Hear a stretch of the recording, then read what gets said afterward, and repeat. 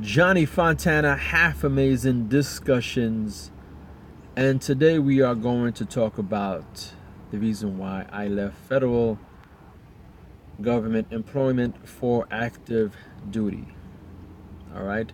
Now, this video is not to impose my views onto anyone, it's not to influence. Okay, it's my story, and everything that I present is basically revolving around my goals, who I am as an individual, and my preferences, right?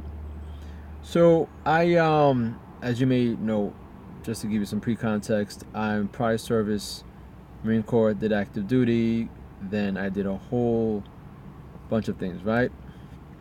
39, about to hit 40 come October, right? So basically, I've gone 20 years of just like nonstop, you know, engaging, indulging, and you know, taking in, internalizing information and so forth and so on. Now, I'm about to hit 40, which is like that turning point for me, right? Where sort of like I would say almost middle age, right? Where now I have the opportunity to make a difference and take all that I've learned and apply it in different areas of my life, and my interests, right? So when you're younger, well, first of all, let me explain, right? What I'm doing right now is very unusual, right? Number one, because just physically, just reasonably speaking, it's very difficult to even go back active duty in the Air Force, right? Let alone go back active duty, period. Let alone go back active duty at my age. But not only that, it's someone who, like me, who's been through all that I've been through, being a former police officer, being federal government, owning my own business, having all of that, you know, and now actually entering back into active duty. All right, a lot of people are in reserve, but I'm actually going the full route. And also me just being able to understand certain things that others may not see now. So, to give you now some secondary context, as I've said before, I think in the past, but I'll reiterate. When it comes to the military, a lot of people, especially those who go through the 4, 5, 6 year mark or threshold, there comes a point in time where you become brainwashed, literally. And I'm not saying brainwash in a street form, right? In terms of like, oh, he's just a killer, or he just all he knows is how to do is follow orders. I'm not talking about that brainwashing. I'm talking about in the sense of you're conditioned for a certain way of life, certain way of thinking, and a certain way of approach to certain situations, right? And to certain individuals. Because when it comes to the military, as soon as you get in, it's the easiest thing to get in. It's the easy. All you got to do is just show up, say, "Hey, I want to join in." You get you start get your paycheck.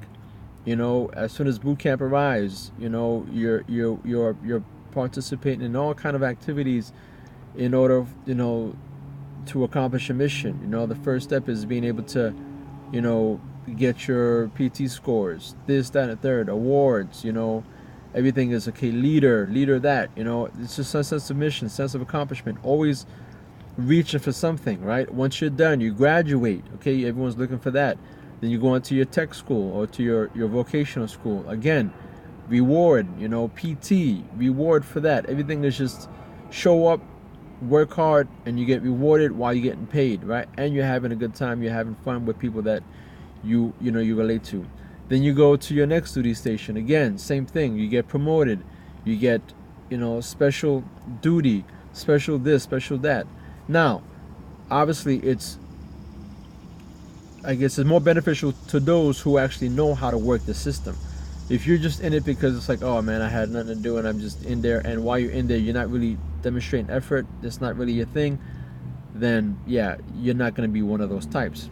Also, those who are the ones who actually went in because they say, okay, I'm going in because I want the military to pay for my schooling, or I'm using it for a top secret clearance, and I'm only going to go in for 4 years just so that I can get this, and I'm going to go out, and then use the money for school, for my PhD or for my master's degree, whatever. I'm not talking about those, or the ones who are just in it, who aren't really interested in it, and who hate life every day to begin with. I'm talking about those who get into it and they start to appreciate what the military has to offer, and they start taking advantage of all these rewards and special duties, special pay, deployments and all that, going out, whatever. So around the time that I was in, when I got in 97, 98, I went to Japan. I was 20 years old. Was having a beer every weekend. I was going out to the clubs. I had my car. I was working at Popeyes on base. Then I was going to the clubs, to the strip clubs on Wednesday nights. Friday, Saturday, went to the club. On a Thursday night, I'd go out. We drink. Friday, we go running 3 miles. I mean, like, what I'm saying? Like, life is good. Then I did embassy duty. I was, I provided internal security for U.S. embassies around the world. I was like one of 5 Marines. Again, taking the town out, painting it black. Just learning the local language, DJing. I was just having a good time, like just really good time. I had more fun in the military and opportunities, and had more sex with more women, 200 or more, in the military than I've ever had on the outside, right? Partly because I got married and you grow up and whatever like that, and just life takes you a different route. But so now you get involved, and now you're in DC. Okay, after everything takes you, right? You realize that I was in the reserve. I was supposed to do certain things, but because of the sequestration, no funding, right? Month to month orders, you're like, we can't afford to give you orders. So I said, hey man, so I had to get a job.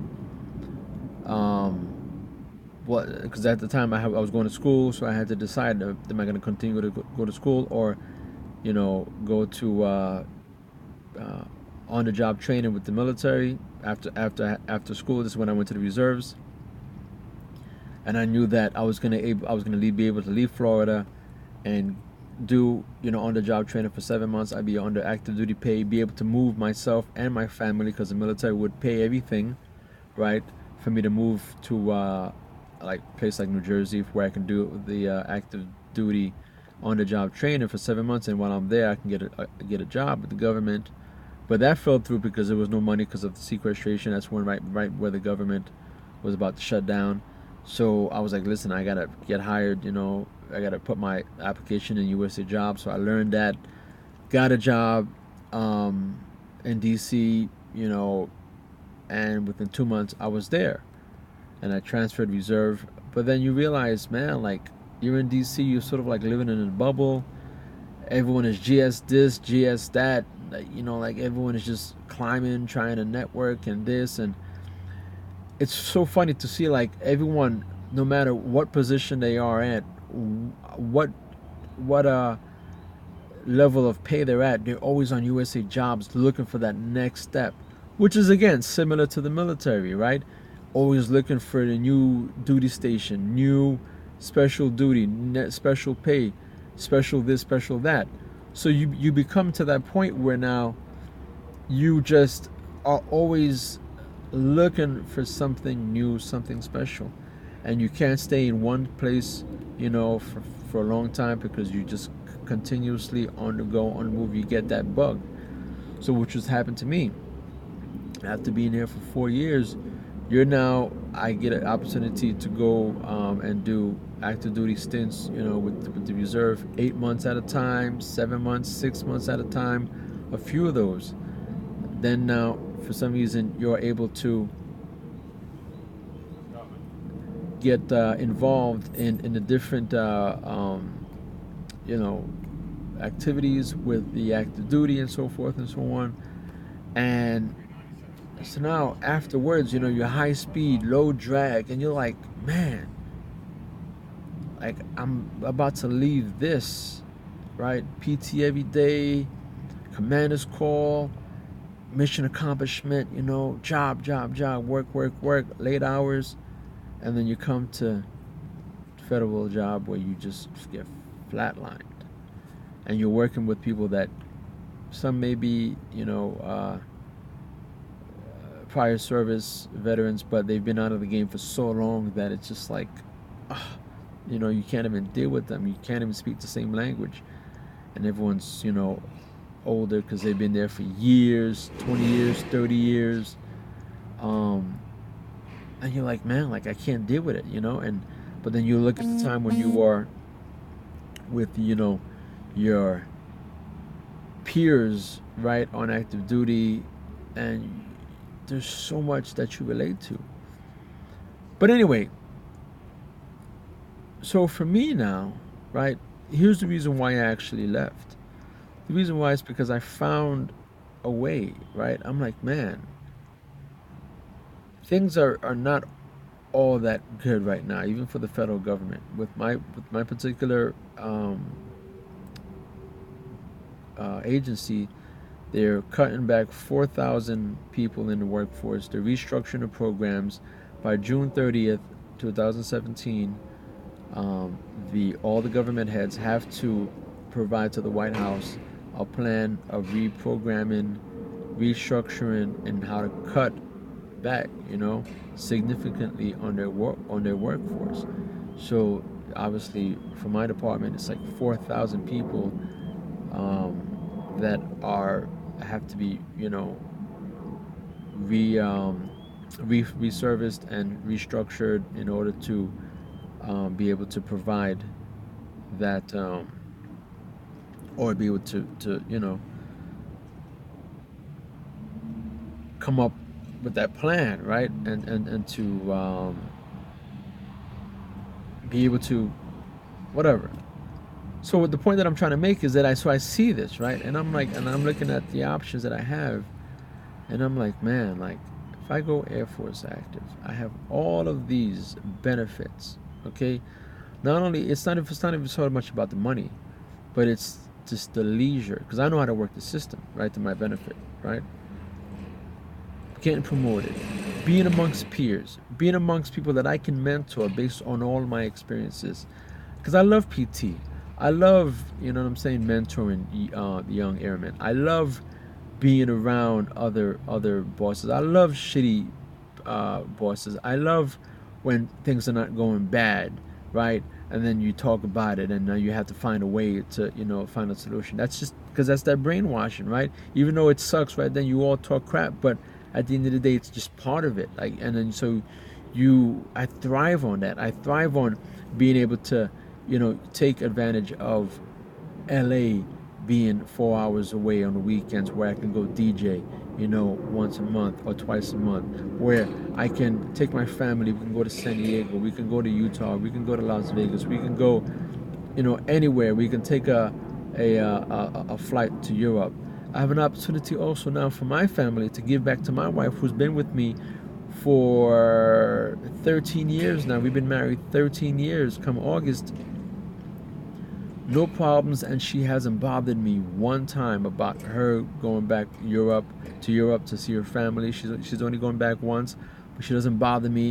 You know what I'm saying? Like, she's, great relationship with her family, but she doesn't bother me about that. She doesn't give me, stress. She doesn't stress me out about that. So for me now to say, you know what, let me give an opportunity. Let's, while I'm having my fun, while I'm able to do the things that I want to do, and she's on board with it as well. Everyone's on board with it.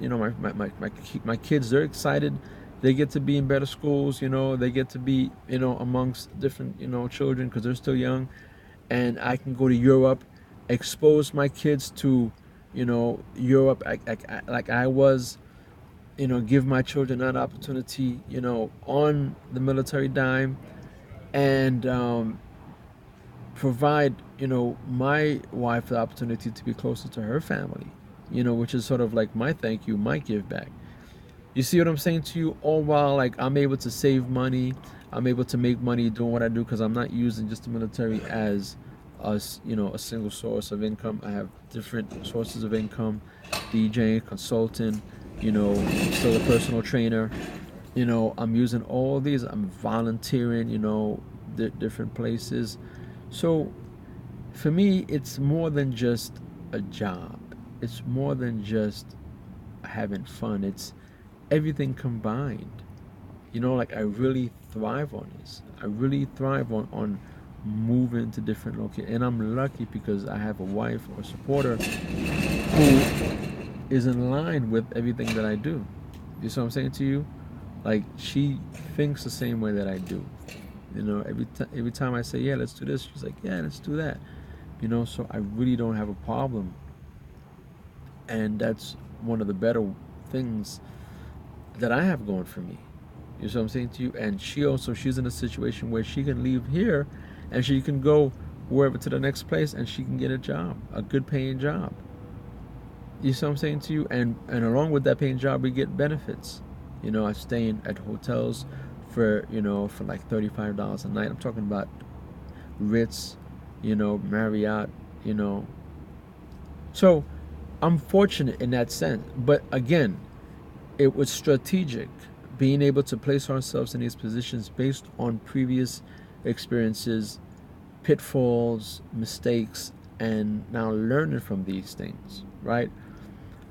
You know, my kids are gonna be good now. Like, I don't have to worry about like paying like out the wazoo for like daycare, and like, you know, like I can go to, like, let's say somewhere out west and pay 1,400 for a 3 bedroom. Where here you pay, when I first got here, I was paying $1,000 in the DC area for 1 bedroom.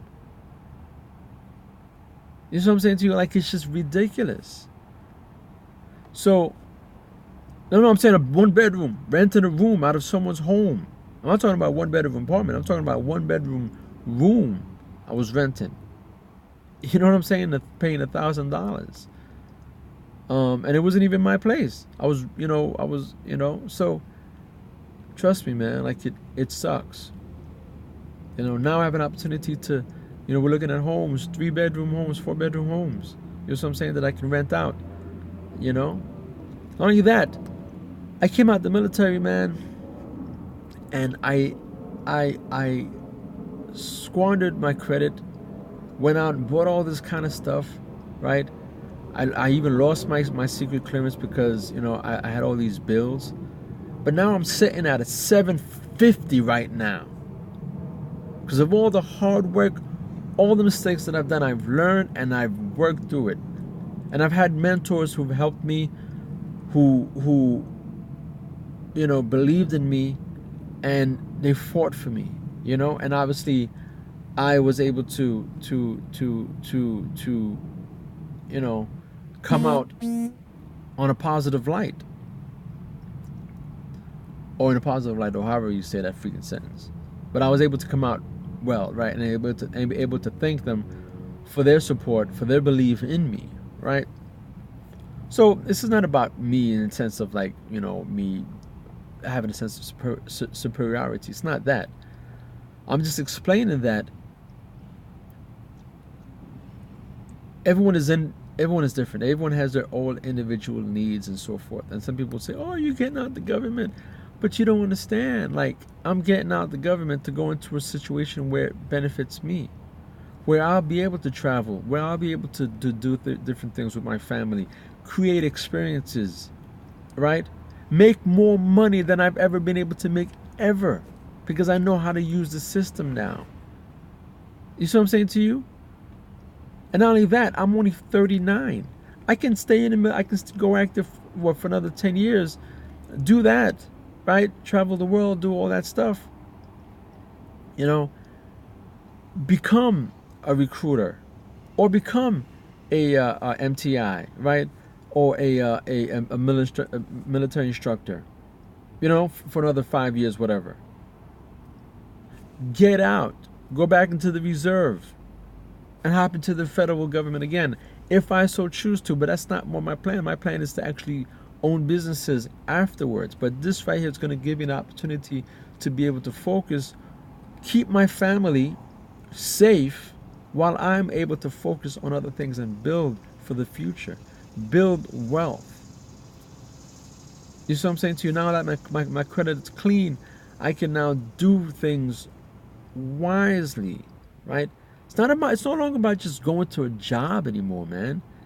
It's about exposure. And for me, the kind of person that I am, the creative type of person that I am, the very deep analytical type, I need exposure to different things. I cannot just be stuck in one place. And of course, I wouldn't do the Army, I wouldn't do the Marine Corps, I wouldn't do the Navy. Wising up, get into the Air Force. That's how it is, folks. You know what I'm saying to you? I know how to work the system now, because the system is using me. So I'm going to say, okay, fine, here's me, here's who I am, but I'm also now going to use you in order to get what I want. And with the federal government, I'm just here. It's like you're just stuck in that one place in DC, and that's where all the federal jobs are. So you're stuck. Because I'm not a doctor, I'm not this, I'm not that. But I'm also going to school now for health services management. So which means that I can jump in to the health services management career field in the Air Force, okay? And if I choose to get out, I'll have that as a backup as well, because I would have had my degree. I mean, so like, trust me, I know exactly what I'm doing. So it has nothing to do with and that's why I don't even tell people that I'm going back active duty. Oh, you're leaving the federal government? That's because you don't even know the half, because all you know is this. All you know is your seat, and you go to your work, and when I come to your office to check out, you have YouTube on your screen. That's all you know. And you have your 9 to 5, and okay? When in the winter, I'm the one being recalled to go back because I have to go work, and prepare vehicles and prepare everything logistics wise for the flight line and all that stuff. Okay? When it's 10 below. So yeah, I'm working. It sucks. That's what I'm saying to you. Like, I'm going to get deployed. I know that. And I want it. That's what I want. Because that's just who I am. And there's nothing wrong with that. You see what I'm saying to you? Because I know that I'll be able to get mine at the end of the day. And I'm getting mine. So anyway, that's just the mentality that you have to have yourself. You know what I'm saying to you? Be able to have different areas of life. And not only that, everyone said I couldn't do it, man. They said, you can't go back active. You can't do this. You can't do that. You can't do this. You can't do that. I was the first person in my flight. The recruiter said, you're the first person in the flight to actually go through. Bottom line. And not only that, to go from 200 pounds and get down to 180 to make weight. I could have stayed at 185 with 20%, but I said, no, I'm going to go down and I'm going to make you famous, and I'm going to go from 200 to 180 and make you famous. And that's what I've been doing. I'm at 183 right now. I'm going to show up dry next Thursday at 180. You know what I'm saying to you? Like, and it's not a sense of superiority, but at the end of the day, it's like, okay, if I don't have this mindset of, yeah, like, go to it, complete it, no one's going to do it for me. Because the Air Force always says, hey, at the end of the day, it's your career. You're responsible for it. So guess what? I'm going to do what I need to do for myself and for my family. You see what I'm saying to you? So, and that's what you need to do, right? Don't stay in that stuck hole, man. Don't get complacent. Oh, just, we all do it. But I'm just saying to you is that wake up. Maybe hopefully this video will wake you up and say there's more to life than just a steady 9 to 5 job. You see what I'm saying to you? Find what's going to be able to get yourself a job, but get yourself in a position where you will be able to travel. You'll be able to use, the benefits, of especially if you're in the military. Like, the system is there for you to use. A lot of people just don't know how to use the system. But you need to be able to use the system.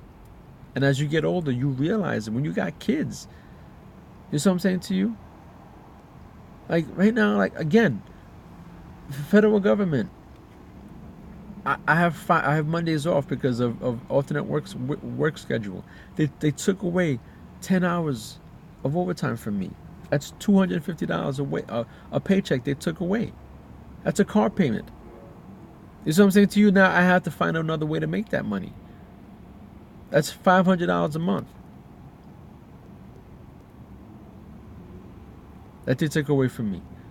You see what I'm saying to you? Like it's no joke. And they're thinking about doing cutbacks 4,000. So I don't know where I stand in that fourth, because the higher ups are gonna look out for themselves, and it's all about who you know. So if it's all about who you know, guess what? It's who you know that stays. So I'm not sticking around to find out. I'm going to a place where I know it's going to be secure. My family's going to be secure. I'm going to have the training in order to keep myself safe and my family safe and the country safe. You know what I'm saying to you? But that's just me. I'm saying not everyone has to be, has to do that. But that's just what I want to do. You know what I'm saying? And as far as my retirement, I got my retirement from that. I got my 401k, and I got money coming down through different streams that I'm saving as well. You see what I'm saying to you? So it's like everything I got covered. It's not like I know all the answers, but all the things I'm working on, and I'm working towards getting all the answers. And that's what you should be doing too as well. Johnny Fontana, remember, like I said before, I don't check this too often. I just give this information just so that you can have it. If you want to contact me directly, info@boothridertv.com. That's info@boothridertv.com. And that's about it, man. We out.